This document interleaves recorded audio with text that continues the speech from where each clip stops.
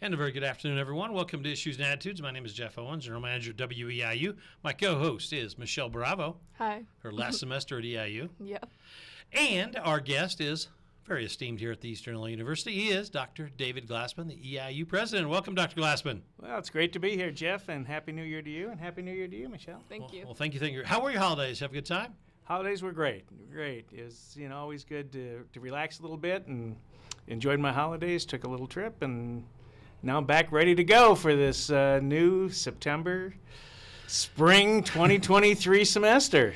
You are not September. Yeah, you are entering your last semester as president of EIU. What feelings are when you know that this your last semester is opening up as president? Well, it's a question that I get really often, and have been getting it all year long. And they always talk about retirement and things like that as being bittersweet. To be honest with you, Jeff, it's all been sad. I haven't had the sweet part come to it yet, because every day it's the last one of this. It's the last staff appreciation day. It's the last, you name it, State of the University address. It makes me a little bit melancholy, because I've really loved my time here. This has been, the greatest part of my career, greatest part of my life, and so that's going to change soon. And so it's been a little bit sad for me. Well, with that being said, then as you go into these final 6 months of being the president of EIU, do you have certain goals and things you want to get done over the next few months that you can kind of say, I got this done. I just didn't, ride through the last semester. Right? You accomplished some things. Oh, absolutely. There are a number of projects that are ongoing right now. We're in a strategic planning phase for the university. We've got a number of facility projects that are taking place on campus. There's still a great deal of advocacy that needs to take place in Springfield. That's where I spend a lot of my time during the spring, is being in Springfield, at the courthouse, at the Capitol, and talking to legislators and advocating for EIU, but advocating for higher education in general. And so there's a lot of work to do, and it doesn't end. And I imagine that I'll be working on June 30th, my last day at EIU. There you go. Michelle? So speaking about projects, what has been your favorite project you've done so far as president? Boy, over 8 years, I would have to say one of the most meaningful projects was undertaking the Vitalization Strategic Plan, which has guided us from 2015 until we're creating the new strategic plan now. And that was a game changer for our university. That brought everybody together across our campus. It was obviously a very critical time, and there was urgency related to it. And the cooperation of the faculty, staff, and the community in Charleston, all coming together to position EIU in a positive manner for when we would get out of the budgetary impasse of 2015 to 2017. So it started right up. I'd hate to say that one of the things I'm most proud of took place so early in my presidency, but that really set us in a position, because right now we really have some nice momentum going in our enrollment, and we have nice momentum going in our student success services that we've reorganized, and so much is happening because of that. And so that will be memorable. So there is a little bit more stability, financial stability these last few years. I mean, you have to be proud about that fact, right? Absolutely. Yeah. EIU is in a solid position, in a sustainable position right now, and that couldn't be said in 2015, 2016, 2017. But, again, this is not me. It's a team effort. It's a collaboration between the entire EIU community, but all working together in a positive way with a shared vision of making sure that we provide our mission and achieve our mission with our students, and at the same time become financially sustainable. We've done that, and so it's really positive. In these next 6 months, you said you'll spend a lot of time in Springfield. Could you give us an estimate of how many days of a month do you have to spend up there? Well, during COVID, it was very different because everything was Zoom and you couldn't get into the Capitol, and it was much more difficult to schedule meetings. But I'll probably be down there a few times each month, and when I go down, I take as many appointments as I possibly can. And then, of course, there'll be some testifying on behalf of EIU relative to the higher education appropriation committees. And so probably over the course of 3-4 months, I'll be in there a dozen times or more. That's a lot. The presidential search is going on. They've narrowed it down to 4. As the current sitting president of East Sterling University, do you have a role in the search, or do they come and talk to you? How does that work over the next few weeks? I have a very, very minor role. I'm not involved in any of the process that takes place in identifying candidates or screening candidates or anything like that. The role that I have is for each of the 4 candidates, I will meet them for lunch in my office, a private lunch, and they will have the opportunity to ask me any questions that they have about the university, about what my vision might have been, about what challenges they might encounter. So I won't be interviewing them. They'll just have that opportunity from the president, the current president, to ask questions about the university. They get to in pick your general. brain, basically. They get to pick my brain for 45, 50 minutes, and then that's it. That's okay. I like that. Michelle? So how did your process go 8 years ago? Were you given the same chance to talk to the previous president? I was. I did have a meeting. I don't believe it was a lunch meeting, but I had a meeting with the past president, Dr. Perry, and I asked him a lot of questions. And he was very, very open in sharing his responses to me. And I feel that you want to have the right fit. You want to have the right match. So for the committee and for the EIU community to learn as much about the candidates as possible is very important. And relative to my part is for me to allow the candidate to understand as best as they can about EIU from the perspective of being in that office, because that office is a unique position on this campus. And all that information, by the way, is available right now through, just do a search and you can find out when the candidates are coming to town and when you can visit them either on campus or off campus. It was public. in a blast email. Yeah. So everyone should have And I'd certainly encourage everybody. I know that there's a time in which faculty can meet each candidate, a time that staff can, a time that students can, a time that the community public can. And it's really important to go out and to visit with the candidates, ask them your questions, and then certainly after to provide an evaluation and send that to the committee so that they can hear your input into the search. Based on your current schedule, I don't know if you'll be back this semester or not on Issues and Attitudes, because I know you're going to be really busy. But I also want to talk about some of the things that you think are your most rewarding. Michelle touched on it a little bit, but are there some other things that you could go into detail about that you're really happy that, again, I know you don't like to take credit for stuff that at least you had your fingerprint on over your past 8 years here on campus. So some things that you just say you're very proud of. Well, I'm very proud, as we talked about, the vitalization plan. I'm very proud that we are in a financially sustainable position for the university. I am very, very proud that we are growing in enrollments. I'm exceedingly proud of our international students and the growth that we've had with international students. Very proud about the reorganization of the colleges that took place a few years back to a point where it made greater sense and there is more synergy taking place by the reorganization of the colleges. The centralization of our student support areas in McAfee, where we brought in advising and mentoring and everything else taking place in one area where students can feel comfortable. I'm proud of how we are wrapping around the student experience and helping them in all ways with mental health, physical health, the food pantry, and everything else. To make sure that the students have what they need so they can concentrate on their education. I'm exceedingly proud that we were able to convince, after about 20 years, the state government to award us funding for a new science building.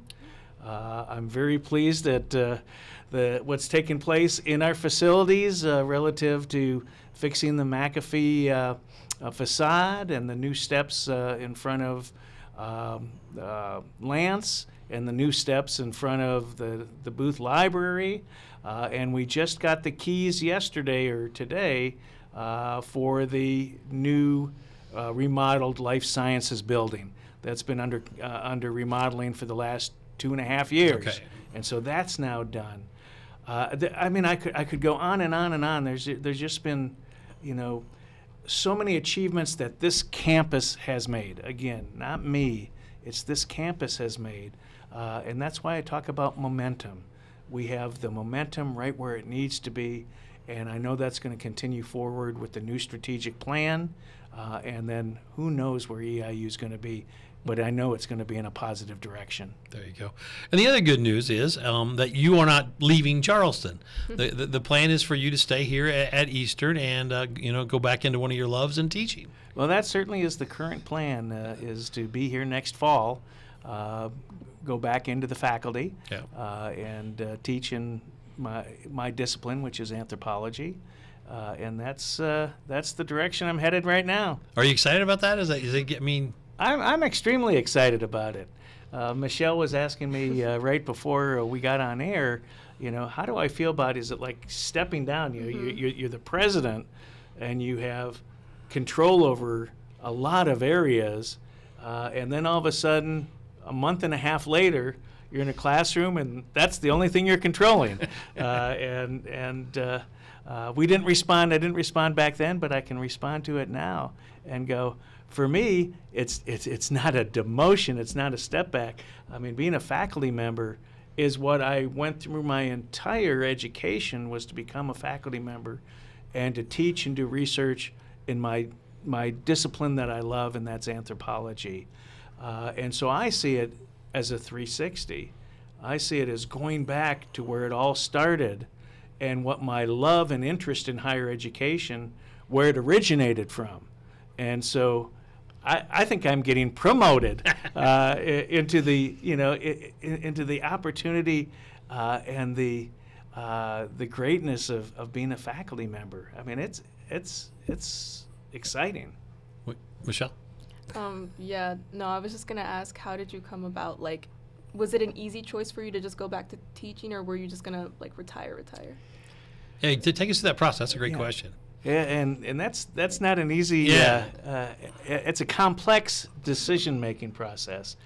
I've been in higher education. This is my 43rd year of either being a teacher or an administrator. And I've devoted my life to it. And those people who know me know that I spend a lot of my time in the area of education. I mean, it's not an 8-to-5 job for me. It's my life partner has been education, and so it's like all I know how to. It's been my life. It's all I know how to do. And so, when I first thought of, retirement, can I just do a complete break? I don't have many hobbies. As an anthropologist, you find yourself traveling quite a bit. A lot of people wait till they retire to travel, to different places around the world. And I've been blessed to be able to already have done that. And so, sitting down thinking, okay, what's it going to be? And so I started thinking, well, what will be my next job? And I started teasing that I'll be the next, Panther driver for the the shuttle, for the Panther shuttle, and I still talk about that. And if I started to think about what's my next job, then it kind of led me to, well, what's your favorite job? And my favorite job in my life, outside of being president of EIU, has been a faculty member. And I've been a faculty member at different institutions and so on. And it just kind of was that light bulb, that's the best way to phase out of my long career in education. And so I'll be here in the fall. Will I be here next spring? I don't know. But right now it feels good, it feels comfortable, it feels exciting. And I also want to see how EIU progresses. I've invested a lot in it. It's invested a lot in me, and I just want to see us flourish. pretty good answer, I think. Okay, there you go. Some of the folks that you, I know you didn't hire them, but under your tutelage have been hired recently. Could you give us an update on how you think they're doing and how they've been welcomed at Eastern? You know, Mr. Matt Bierman, Marisol Gamboa, the Chief Police, and the new Dean of Health and Human Services, Dr. John Storzed. Could you talk about those three? We've had wonderful hires, and in the last several years. And everybody is doing a phenomenal job. There's no question about it. In the President's Council, Paul McCann, of course, was here before I came, and Judy Gurrell, who runs everything and helps me as my executive assistant. Kudos to Paul, man. He's my lifeline sometimes. And Judy has been with 5 presidents, and so she's been extremely helpful to me. But outside of that, all the members of the president's cabinet or council were hired and brought in by me, and they're all doing a great job. Dr. Gatrell, best provost I've ever seen. Dr. Flaherty is doing a great job in her role as student affairs. Mr. Bierman, Matt, is doing an incredible job, and he's got that leadership ability where he is a great listener.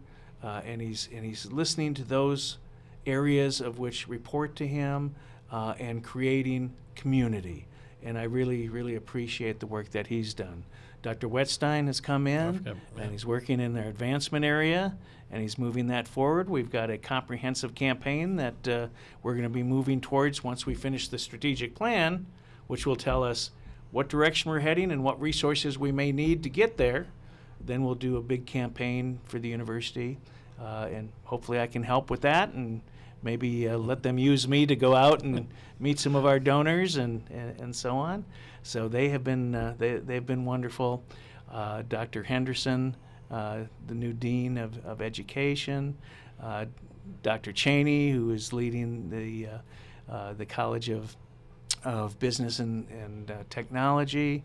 Also new, you mentioned Dr. Storzvedt. This is a new team of individuals that have great energy.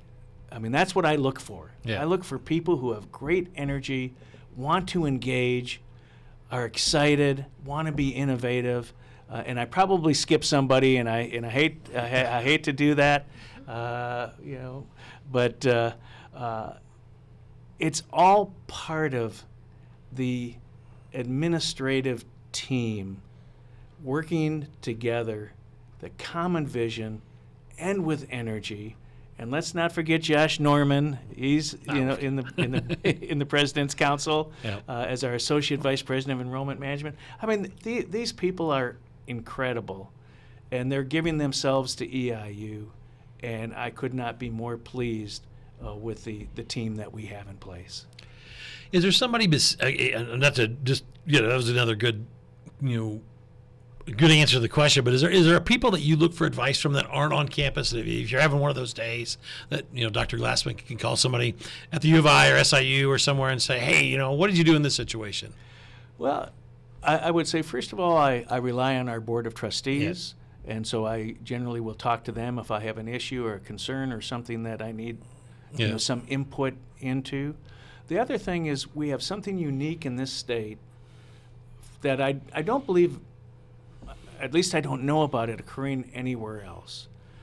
In the state of Illinois, we have 12 public universities. Okay.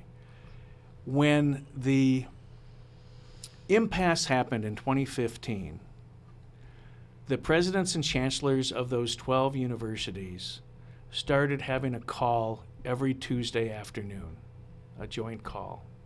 Okay. Then it became Zoom calls, as you can imagine. And after the impasse was over, we decided that it was so informative to have these 12 people having access to them, even though we're competitors, whatever, but we all have the same challenges and things like that. So to this day, we still have our Tuesday afternoon get-together. And we use one another to address those kind of questions and talk about COVID, which was a major thing, unprecedented. None of us had any background in how to deal with a a global pandemic and run a university at the same time. So we had the ability every Tuesday to talk about, oh, what are you doing at Western? What are you doing in Urbana-Champaign? What's going on in Chicago? What's going on in Carbondale?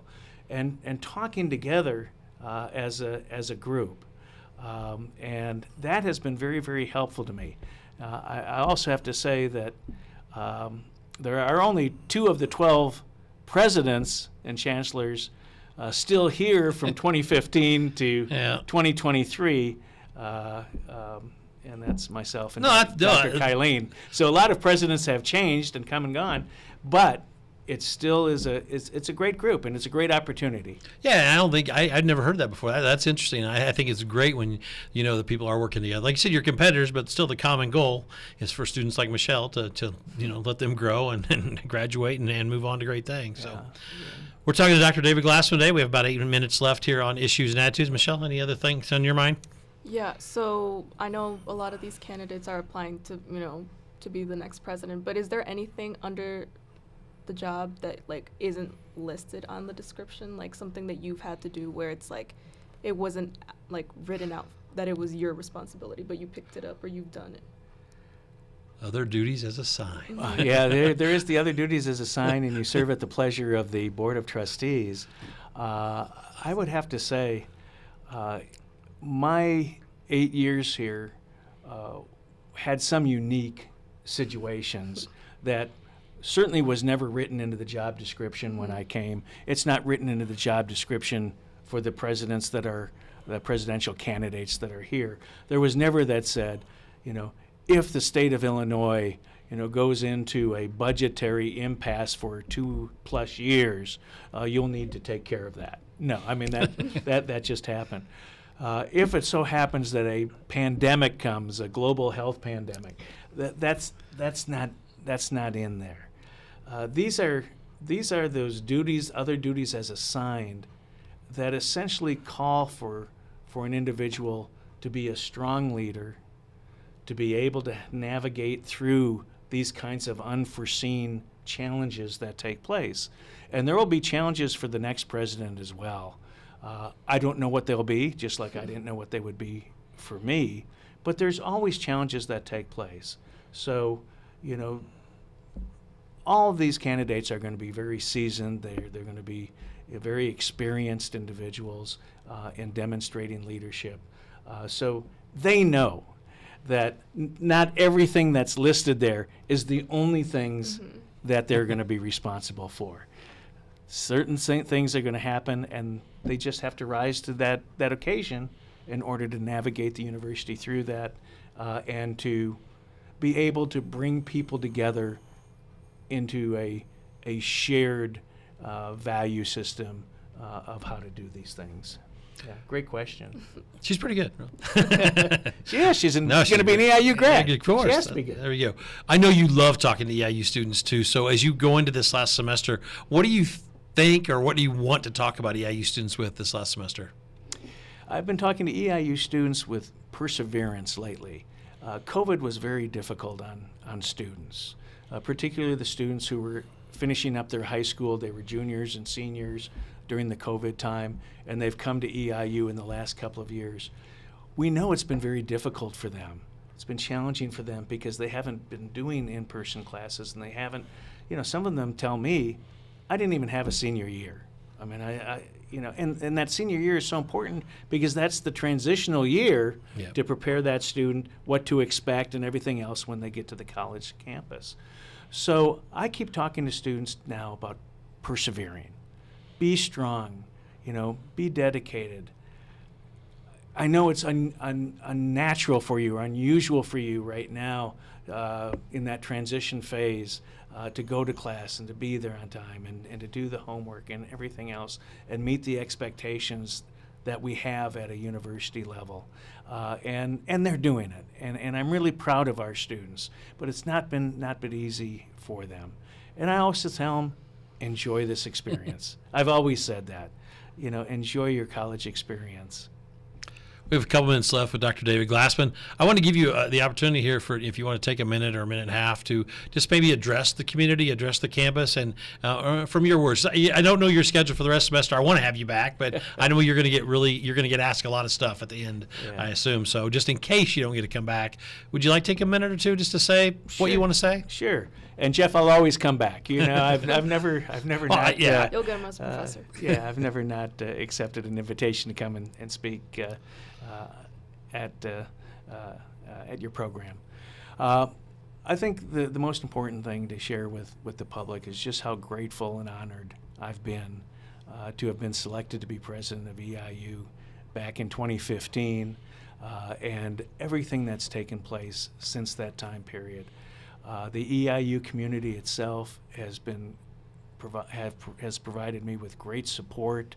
The Board of Trustees have always allowed me to make decisions that I felt were in the best interest of the university and supported it just 100%. The Charleston and Mattoon and Coles County community have been nothing but gracious to me. It's why it's hard for me to leave or to step down, or this community is family. We always talk about it. I've felt that way from the very start, and I've just been so blessed to be here and have created so many friends across campus and across our community. Our alumni, our donors, many of them become great friends of mine, and it's just. Some presidents talk about how difficult and challenging it's been, and to me, this has just been a blessing. I would not have wanted to do it any differently at any other place. Are you a legacy thinker? Do you think about how 30 years from now Dr. David Glassman will be remembered at EIU? Heck no. I am not. It's a question that I've received already, and I'm going to receive that. Now and then people will say, what do you think your legacy is going to be?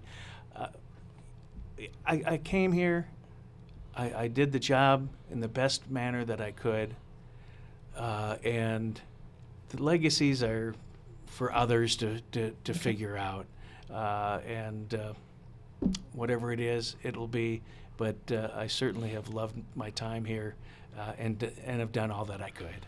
One last question. It's kind of a funny one, but I think will you leave a note for your successor?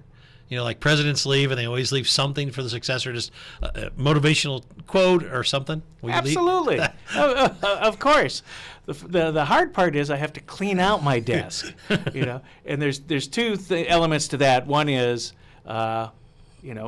the time to do it, and the other is it is so cluttered in my office. I'm not looking forward to it. Well, Dr. David Glassman, you've always been a friend of WEIU. We appreciate all your support, and hopefully we'll have you back this semester based on your schedule and everything. But thanks for everything you've done. Michelle, great job today. Thank you, Jeff. Thank you, Michelle. Thank you, everyone. Yep. Everybody have a great day. We are WEIU.